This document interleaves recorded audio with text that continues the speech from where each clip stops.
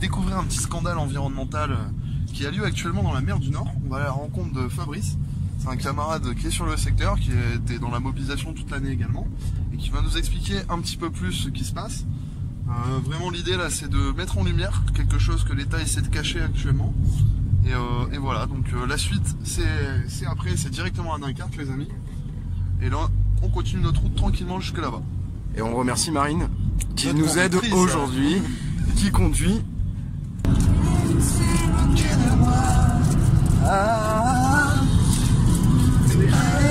Allez, 500.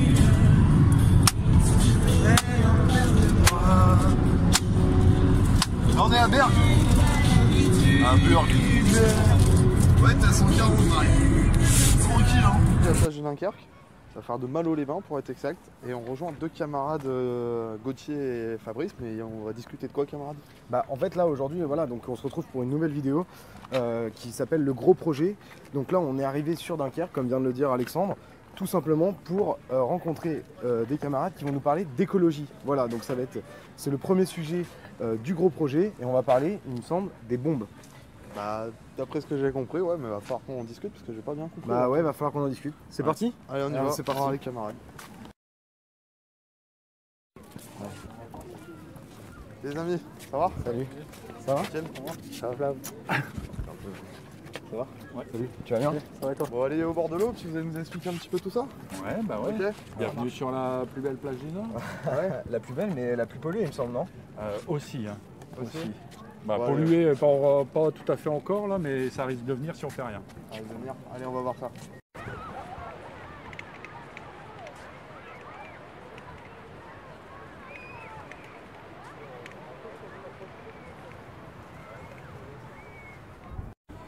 Bon les amis, on est ici sur les lieux du crime, hein, donc nous on aimerait bien savoir ce qui se passe un petit peu à quelques kilomètres au large de cette plage.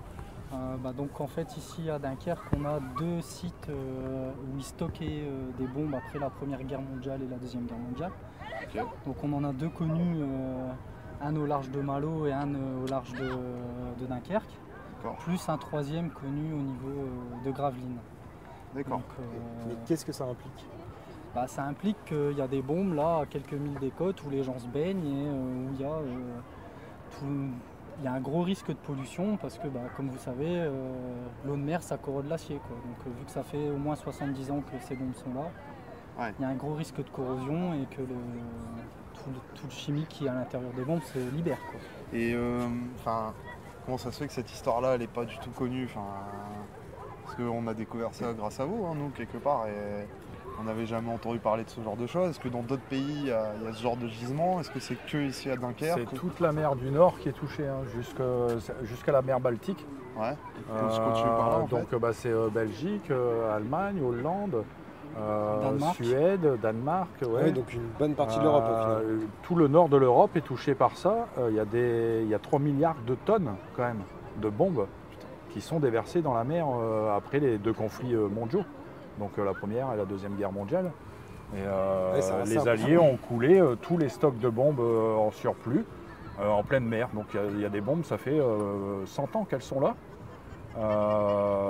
Et effectivement, là, il faut se poser la question, même si l'acier est gros, etc., il est en mer du Nord. Il y a des bombes de gaz moutarde, c'est le gaz hypérite. Et si ça fuit dans la mer, il suffit de 14%, je crois, de cette substance qui fuit dans la mer du Nord. Et il n'y a plus de vie en mer du Nord pendant des siècles. D'accord. Ah, donc ça peut être un vrai désastre écologique. Quoi. Un vrai désastre écologique, et puis pour tout, sanitaire ici, pour nous sur la côte, etc. Quoi. Et tu as une volonté des pouvoirs publics de cacher cette histoire-là, en fait, parce que... De cacher, je sais pas, mais d'inaction, ça c'est sûr. C'est l'inaction totale en France. Les pays voisins, ils agissent. Alors, en Hollande, il y a des détecteurs dans la mer pour détecter les substances chimiques. En Belgique, en Allemagne, ça fait déjà plus de 20 ans qu'ils traitent le problème. Quoi. Voilà. D'accord. Donc en France, non, c'est encore secret défense, on n'en parle pas. Donc si on n'en parle pas, c'est que ça n'existe pas. Or, nous, on a des archives au niveau de la Belgique et tout ça qui prouvent qu'il y a bel et bien des gisements. Quoi. Et du coup, en Belgique, Allemagne, ils font quoi en fait concrètement pour établir ce problème-là? En Belgique, ils extraient des bombes depuis une vingtaine d'années, effectivement. ce qu'ils arrivent à récupérer sans trop de danger, parce qu'effectivement il y a un réel danger aussi. Et le réel danger, il est aussi que là, la mer du Nord, c'est le chenal le plus employé dans le monde. Il y a un trafic important. Je ne sais plus le nombre de bateaux, mais c'est énorme le nombre de bateaux qui passent ici chaque jour. Il y a quelques années, il y a un bateau qui s'est échoué en Belgique, un gros cargo. Il est venu s'échouer sur la plage, donc il a fendu le sable. S'il touchait ses bombes, la catastrophe, elle arrivait tout de suite. Voilà, ça a été une chance il est resté que dans le sable. Voilà, donc on n'est pas à l'abri d'un accident qui peut survenir.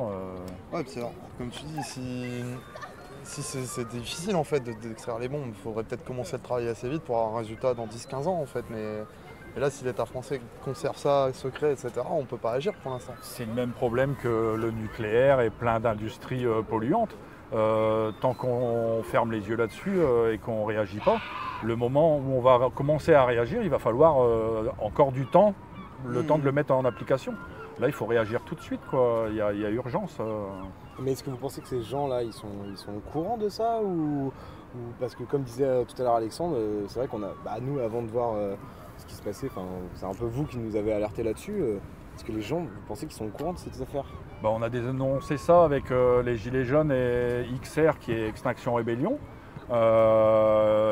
plus d'autres collectifs, Attaque, Alternativa, les Amis de la Terre, etc. Mais c'est venu, l'alerte a été lancée en fait par le maire de Knock en Belgique. D'accord. Et il y a eu un reportage qui est passé à la télé sur Arte, donc quasiment inaperçu du grand public. Le reportage s'appelle Menace en mer du Nord. Il est disponible sur YouTube, j'invite tout le monde à aller le voir. C'est un petit reportage de 3/4 d'heure qui explique la situation dans la mer du Nord et la mer Baltique. On mettra le lien de la vidéo dans la description. directement. Dans la description. Justement, à Knock, ils ont des problèmes là parce qu'il y a des nappes de gaz moutarde qui commencent à remonter à la surface. D'accord. Ouais, puis Et Knock, c'est une mairie assez. C'est assez huppé en Belgique. C'est un maire écologiste. Mais Knock, c'est à 50 km d'ici, c'est côté, vraiment pas loin. Ah bah non. Donc, Et dernière petite question, est-ce que tu as des personnalités politiques ici qui prennent part à ce débat? Est-ce qu'il y en a quand même quelques-uns qui essayent d'alerter? Alors on a un élu écologiste de Grande-Synthe qui est Damien Carême, qui est très connu. Ouais. Il a porté le problème effectivement en Europe, après notre dénonciation, mais aussi après le reportage. Et on a aussi un élu, Christian Hutin, de la circonscription de Dunkerque, qui a aussi parlé du problème à l'Assemblée nationale, mais toujours pas de réponse. Aucune réponse des pouvoirs publics, ni politique. Mais bon, le truc, c'est que ça concerne même pas seulement que Dunkerque. Ces bombes-là, ça va jusque après la Normandie, quoi. Donc c'est vraiment un problème national, quoi.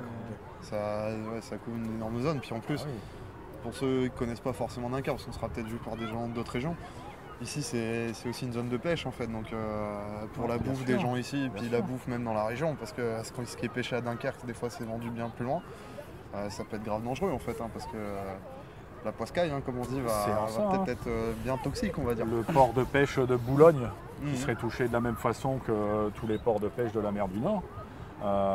Donc effectivement, en plus du problème écologique, il y a un problème sanitaire et social énorme. Puis même au niveau du tourisme, je ne suis pas sûr que si la mer est vraiment polluée, que c'est avéré, je ne suis pas sûr que tous ces gens vont venir faire marcher les commerces locaux. Parce que c'est vrai que là, on voit qu'il y a du monde, mais je pense que, on va peut-être voir tout à l'heure, mais la plupart des gens ne sont pas au courant de ce qui est en train de se passer et on va essayer de leur demander après ce qu'ils en pensent, quoi. Ouais, on va aller voir les gens. Parce que là, c'est même un problème écologique, mais et ça va être un problème économique après aussi. Quand il y aura tout un pan de l'économie qui va s'effondrer, qui peut s'effondrer d'un moment à l'autre. Ouais, d'accord. Surtout que sur le Dunkerquois, on en fait la publicité de cette belle plage, effectivement, qui est très belle, comme c'est la plus belle plage du Nord, etc. Mais à un moment, si on ne peut plus l'utiliser, il y aura un réel souci. Ouais, et puis Dunkerque, ça reste une zone populaire, ça permet aux gens d'aller à la mer tranquillement. On a 1 heure de l'île, donc ça permet à beaucoup de gens de voir la mer un petit peu. Là, si tu as des remontées de moutarde, de gaz moutarde, comme tu dis, pas terrible pour la baignade, quoi. Ouais, catastrophe. Est-ce qu'on n'irait pas voir les gens là, pour leur demander ce qu'ils en pensent un petit peu, ouais. Ouais, va falloir qu'on discute de ça. Allez. Avec les gens, c'est parti. Donc là, on est avec Christine, donc toujours sur la plage de Dunkerque. Ouais. Alors on vient de voir parce qu'en fait, on a découvert au travers de nos petites recherches qu'il y a un gros gisement de bombes qui date de la Seconde Guerre mondiale et même de la Première Guerre mondiale, qui a été largué au large par les Alliés. Est-ce que vous étiez au courant tout simplement qu'il y avait ça Non. Un peu plus loin? Est-ce que ça vous inquiète? Est-ce que vous voulez en savoir plus ou... Bon, ça peut toujours être inquiétant. Oui. Ouais. Parce qu'en fait, que je vous explique, les Alliés, il y a eu des bombes qui ont été lâchées donc, dans la mer du Nord à la fin des deux guerres. Ouais. Et là, aujourd'hui, il y a des vrais dangers, en fait. Voilà, des bombes qui sont là depuis plus de 70 ans, voire 100 ans pour certaines. Vous en pensez quoi? Vous pensez que les pouvoirs publics devraient s'inquiéter de la question ou... Oui, ils devraient s'y intéresser. Ouais. Ouais. Et vous en avez jamais entendu parler? Peut-être vaguement, mais pas vrai. J'ai peut-être pas fait attention.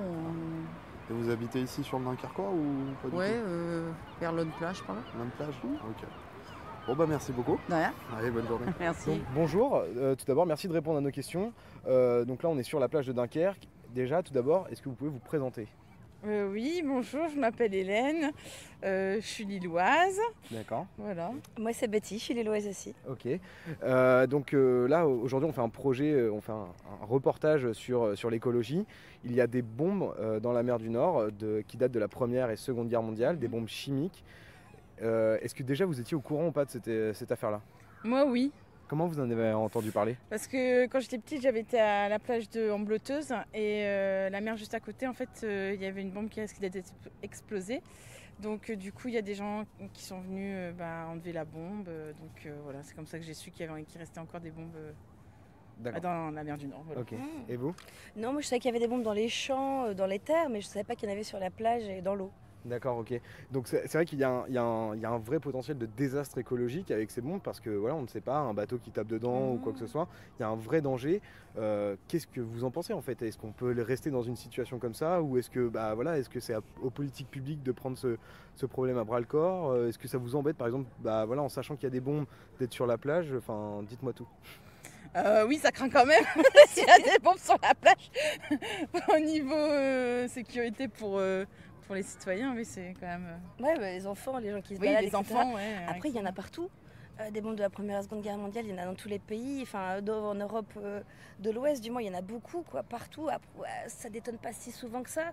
Effectivement, et le risque écologique, ça devrait être l'État. Enfin, c'est pas une société privée. Parce que là, même là, on a su que donc, ces bombes avaient même un rapport juste avec l'Europe du Nord entière, quoi, et que ça pouvait même aller jusqu'en Normandie. Enfin, ça s'étale énormément. Et aujourd'hui, il n'y a pas de réaction de l'État. Il y a quelques personnalités politiques qui ont essayé de prendre le sujet à bras le corps, mais qui n'ont pas... C'est la responsabilité de qui, quoi. Après, ça dépend de quelle branche du gouvernement, etc. Est-ce qu'ils ont du budget? Ils ont rarement de budget pour ça, quand même. Si ça vient de l'écologie aussi, c'est pas toujours évident de mobiliser. Il y a un budget pour la transition écologique. C'est vrai? Bah oui. Mais il est acté, ils ont vraiment les fonds, ou ça a été promis et ils sont pas là? Là, le gouvernement a décidé de retirer... pour autre chose. Ça, c'est plutôt ça, je pense. Parce que le gouvernement a décidé de retirer de l'argent justement à ce budget de la transition écologique. Et voilà quoi, peut-être que cet argent aurait pu servir justement pour... Pour ça qu'on a encore des bombes, effectivement. Ouais. D'accord. Mais en tout cas, merci beaucoup à vous d'avoir répondu à nos questions. De rien. Et puis, peut-être que l'État fera quelque chose. Hein. On espère. Pour rêver. Voilà. Merci beaucoup. Bonne journée. Bonne journée. Bonne journée. Donc, vous avez pu voir dans cette vidéo plusieurs interviews de personnes à qui on a posé des questions. On a cherché d'autres informations sur les sites internet que vous allez voir dans les descriptions. On a trouvé des cartes, des articles qui sont complètement édifiants et qui nous racontent davantage sur ce sujet qui se trouve à Dunkerque, mais pas que. Est-ce que tu peux nous en dire plus? Ouais, tout à fait. Vous n'aurez pas loupé d'observer qu'au XXe siècle, il y a eu 2 conflits mondiaux qui se sont déroulés essentiellement sur le territoire de France, d'Allemagne, des Pays-Bas, etc. Et on a découvert que c'était 3 milliards de tonnes de bombes qui ont été immergées. Alors pourquoi immergées? Simplement parce que c'était une solution qui coûtait moins cher d'immerger les bombes avant même de les désamorcer. Donc on a des bombes qui ont été jetées dans l'eau simplement, on a des navires qui ont coulé parce que les conflits sur les voies maritimes ont eu lieu également. Donc on a tout un tas de transporteurs d'armement qui ont été coulés et donc qui se retrouvent aujourd'hui dans les tréfonds de nos eaux en mer du Nord, mer Baltique, ça va jusque dans la Manche, en Normandie et en Bretagne. Donc ça s'étend vraiment sur une grosse partie de l'Europe du Nord et de la France aussi, quoi. Tout à fait. Alors ici dans le Nord-Pas-de-Calais, il y a 3 zones notamment qui sont Gravelines, Dunkerque et Boulogne-sur-Mer. Alors quand on parle de ces bombes chimiques, il faut parler aussi de la composition de ces bombes. C'est du gaz moutarde, du gaz sarin, du gaz au chlore. Donc évidemment, pour ceux qui ne savent pas, le gaz moutarde, c'était le gaz qui était utilisé pendant la Première Guerre mondiale. C'était un gaz aux couleurs verdâtres et qui tuait toute forme de vie lorsque, par exemple, une dose était lâchée dans les tranchées ennemies. C'est-à-dire que même les insectes, les oiseaux, enfin voilà, les humains, évidemment, mouraient de l'inhalation de ce gaz. Et qu'est-ce que c'est du gaz sarin, du coup? Alors le gaz sarin, c'est le nom technique du gaz moutarde, tout simplement. Donc voilà. En tout, sur le territoire français, c'est environ 50 sites qui ont été répertoriés où des bombes ont été immergées au large. Alors quand on dit au large, c'est à peine à 2 voire 3 milles de la côte, donc c'est pas très loin. On répertorie aujourd'hui 50 sites, mais il y en a peut-être potentiellement bien plus, parce qu'évidemment à l'époque, on parle de 14-18, on parle de 39-45, on n'a pas forcément des sources détaillées. Parce que des fois c'était des actes qui étaient commis sans l'aval des supérieurs hiérarchiques. Petit topo rapide, donc on a des scientifiques qui ont travaillé sur le sujet. Il faut savoir que les bombes ont un fuselage en acier, mais évidemment un fuselage en acier, au bout d'un moment ça corrode et ça rouille, donc évidemment des petites quantités de gaz sont lâchées au fur et à mesure. En fait du coup avec la corrosion, avec le sel dans la mer, ça permet justement cette corrosion et ça peut justement faire échapper le gaz. En fait, évidemment, l'acier ronge tout doucement, la bombe, évidemment, se dégrade et donc lâche des petites quantités de gaz. Les scientifiques estiment que ce genre de bombe se dégrade au fond de la mer entre 80 et 100 ans. Mais attends, les guerres, on arrive dans ces eaux-là, ça fait à peu près voilà, 100 là ans. aujourd'hui on est en 2019, on est à 100 ans, donc à l'époque, j'imagine que la logique de pensée c'était on immerge parce que pour l'instant on n'a pas d'autre solution, on verra plus tard, on y est dans le plus tard, on est clairement dedans. Donc on a des bombes qui datent donc de la Deuxième Guerre mondiale, ça a 70 ans, mais par contre celles qui datent de la Première Guerre mondiale, on arrive pile poil, grosso modo, à ce que les scientifiques appellent la durée de vie moyenne au fond de la mer de ces bombes. Pour rappel, assez simple, les scientifiques estiment aussi que si seulement 6% de ces bombes étaient, répandaient leur gaz au fond de la mer, il y aurait un désastre écologique sans précédent. Donc finalement c'est très peu. C'est très très peu. Aujourd'hui on ne sait pas trop à combien c'est, mais on a retrouvé tout un tas de pêches, notamment au Danemark, notamment aux Pays-Bas. Oui c'est ça, c'est des petites anecdotes au final que tu peux nous raconter sur justement avec le rapport avec ces bombes. Oui tout à fait.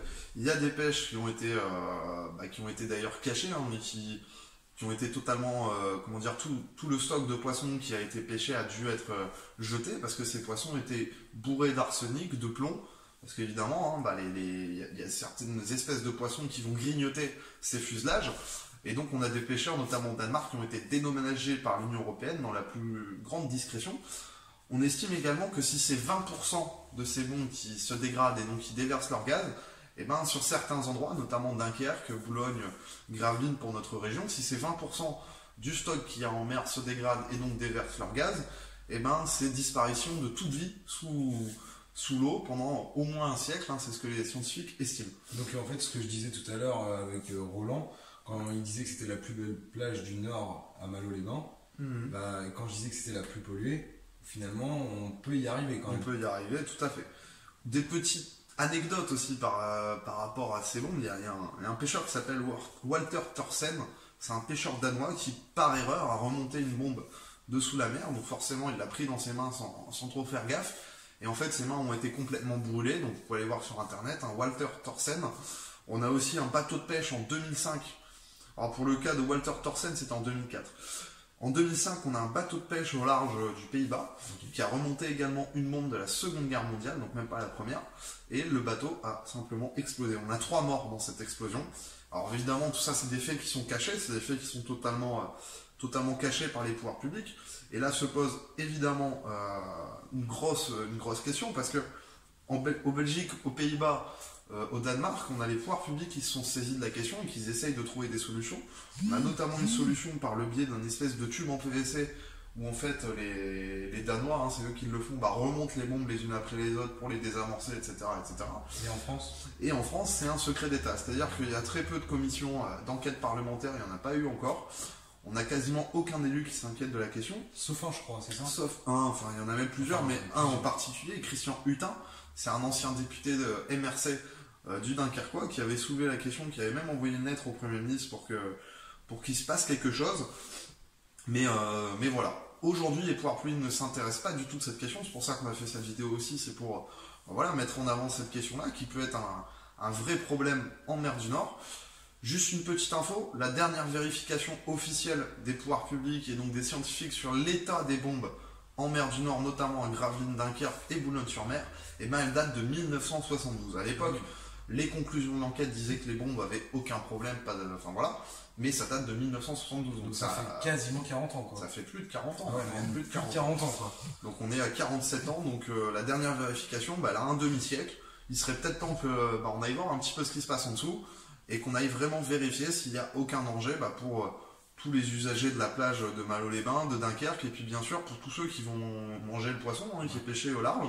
Carrément, parce que là, ce sujet-là, au final, touche tout le monde, et ça permet justement, cette dénonciation qu'on est en train de faire finalement, de montrer que les pouvoirs publics ne s'intéressent pas à ce sujet qui est vraiment, on est vraiment aux portes d'un désastre écologique, et on arrive justement à discuter de ça avec les gens, et les gens, on s'en rend compte aussi, ne sont pas forcément au courant de cette situation, et il est temps justement de mettre ça en avant et de faire réagir les pouvoirs publics. En tout cas, on l'espère par le biais de cette vidéo déjà, même si on n'y croit pas trop au final. Enfin, je sais pas ce que en fait, il est temps que le greenwashing cesse et qu'on se mette vraiment à faire de l'écologie